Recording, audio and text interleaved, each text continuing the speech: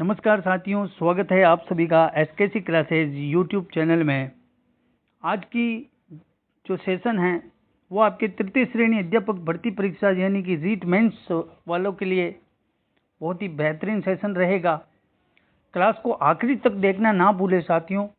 इस क्लास के अंतर्गत अपन 3 से 4 बिंदुओं पर बात करेंगे कि रीट मेंस यदि आपको क्रैक करना है या तृतीय श्रेणी अध्यापक भर्ती परीक्षा में जो यदि चयन होने का आपने ठान रखा है तो आपको कौन सी बुक पढ़नी चाहिए, क्या पढ़ना सबसे उचित रहेगा और किन विषयों पर आपको ज़्यादा फोकस करना है और कौन सी गलतियां जो है आपको नहीं करनी है, इन तमाम चीज़ों पर बात करेंगे।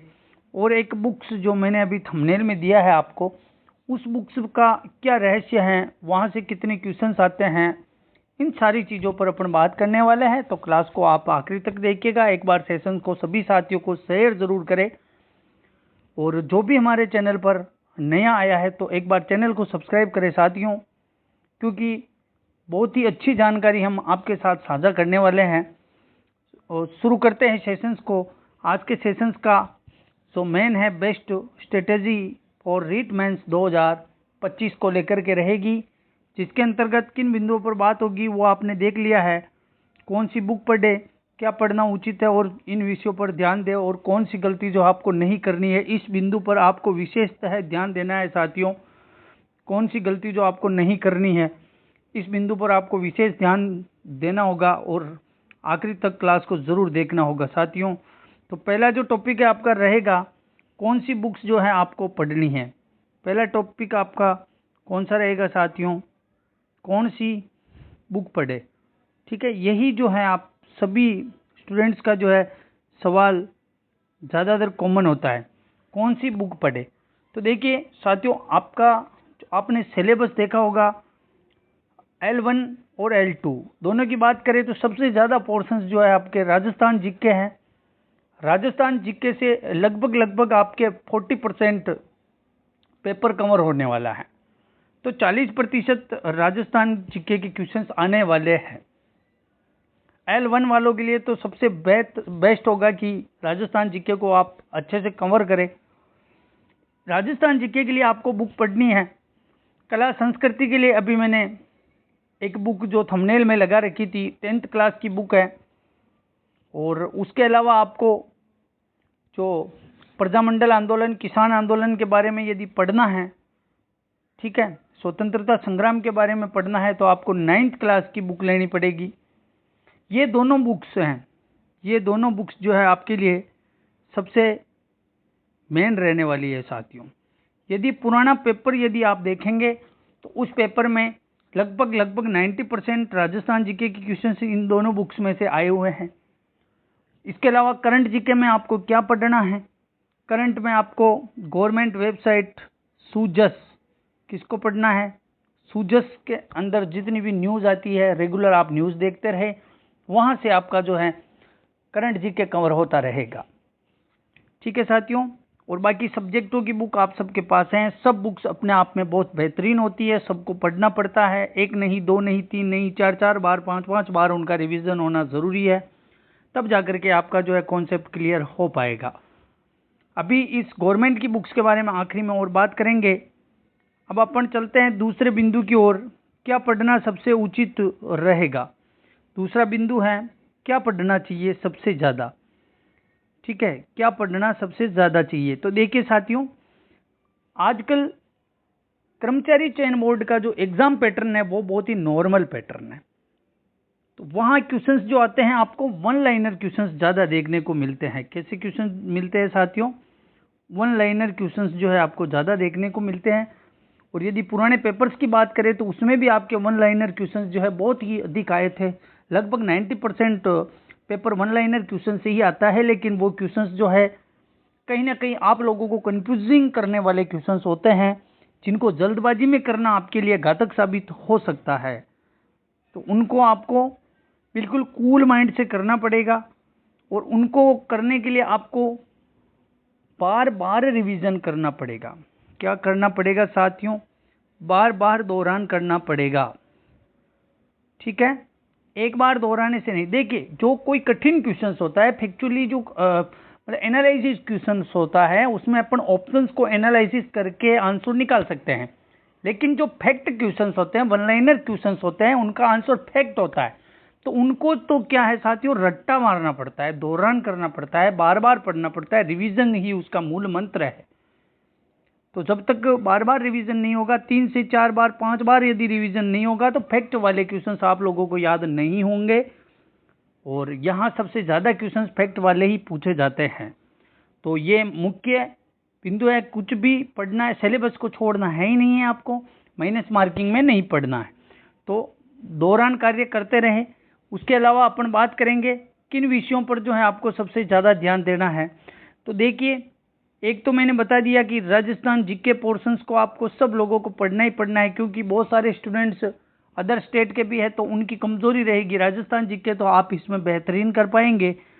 इसके अलावा L1 की बात करें तो L1 में आपको शिक्षण विधियों पे, टीचिंग मेथड्स पे साथियों बहुत ध्यान देना होगा।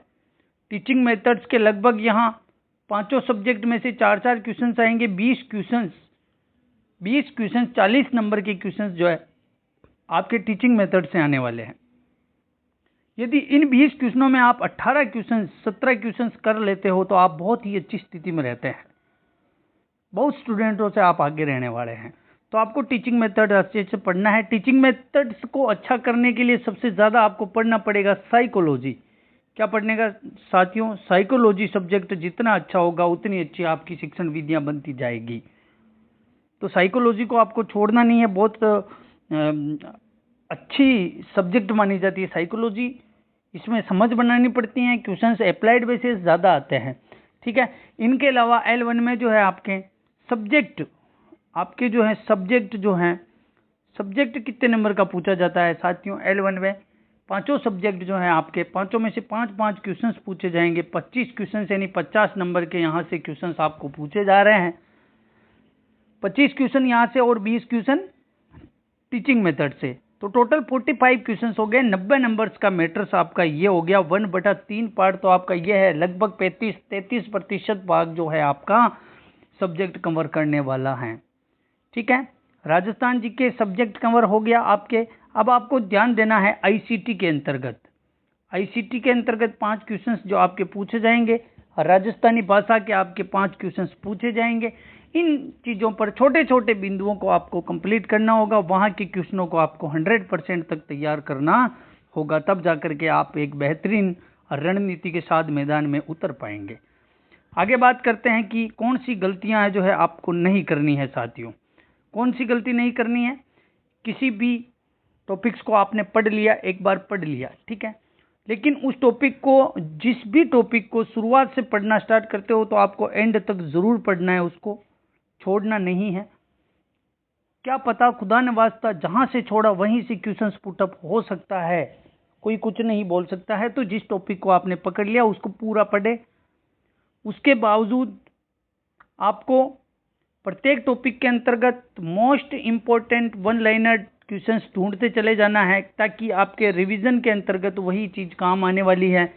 रिवीजन में हमेशा पूरे टॉपिक्स को नहीं पढ़ना होता है, रिवीजन में उसका सार, संक्षिप्त सार पढ़ना होता है, जहां से क्वेश्चंस बनते हैं। और ये संक्षिप्त सार आप कैसे निकालेंगे, तो इनको निकालने का सबसे मेन जो है फंडा, वो PYQ क्वेश्चंस है। प्रीवियस ईयर क्वेश्चंस पेपर जितना निकालोगे उनसे आप एक अंदाज लगा पाएंगे कि भाई आपको रीट मेंस के अंतर्गत क्या पढ़ना है, इस टॉपिक में मुझे किन पर ज्यादा ध्यान देना है, इस टॉपिक से किस प्रकार के क्वेश्चन सबसे ज्यादा बनते हैं, तो इस टॉपिक में अब मुझे किन चीजों को बार बार रिवीजन करना पड़ेगा।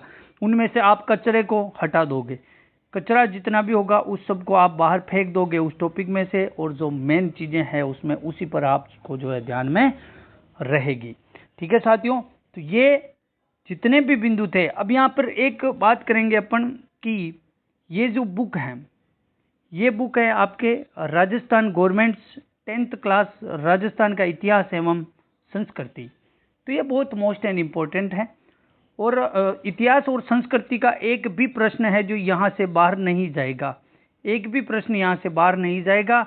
100% जो है आपके जितने भी राजस्थान इतिहास संस्कृति के क्वेश्चन आएंगे वो यहीं से आएंगे साथियों, कहीं और से नहीं आएंगे, ठीक है। और इसी के साथ साथ आपको एक 9th क्लास की बुक्स है, उसको भी जरूर पढ़ना है। स्वतंत्रता संग्राम के बारे में उसमें दिया है, 5 से 7 क्वेश्चंस आपको वहां से पुटअप हो जाएंगे।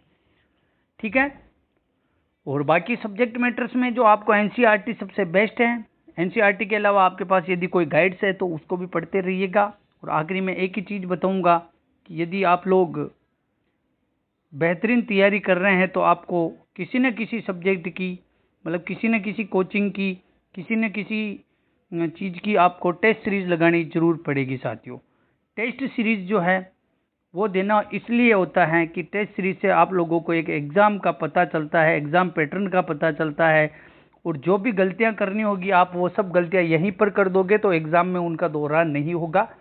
इसलिए आप टेस्ट सीरीज को रेगुलर ज्वाइन करते रहे, और टेस्ट सीरीज आप प्रत्येक संडे को एक टेस्ट देते रहे अभी से, वो ठीक रहेगा। आप आखिरी समय में एग्ज़ाम से 15 दिन पहले से टेस्ट देना शुरू करोगे तो वो कोई उचित नहीं है। आप अभी से शुरुआत करें, जितना पढ़ा है उनके PYQ क्वेश्चंस निकालिए, उनको हल कीजिए। टेस्ट सीरीज टॉपिक वाइज लीजिए। टेस्ट सीरीज आप पूरे पेपर्स की लेते हैं तो ठीक है, आप एक बार सिलेबस कवर करके फिर आप टेस्ट सीरीज दीजिए। यहाँ से आपका जो है हौसला बहुत ही बिल्ड होगा। ठीक है साथियों, तो ये था तृतीय श्रेणी अध्यापक भर्ती परीक्षा के लिए बहुत ही रणनीतिपूर्ण सेशंस। और यदि सेशन आप सभी को अच्छा लगा है तो एक बार सभी साथियों को शेयर जरूर करें। और जो भी हमारे चैनल पर नया स्टूडेंट्स है तो एक बार चैनल को सब्सक्राइब जरूर करें। और हम करंट अफेयर्स के लिए एक अच्छी मुहिम जो टेलीग्राम चैनल पर चल रही है, हम डेली करंट अफेयर्स के क्वेश्चंस वहाँ डाल देते हैं।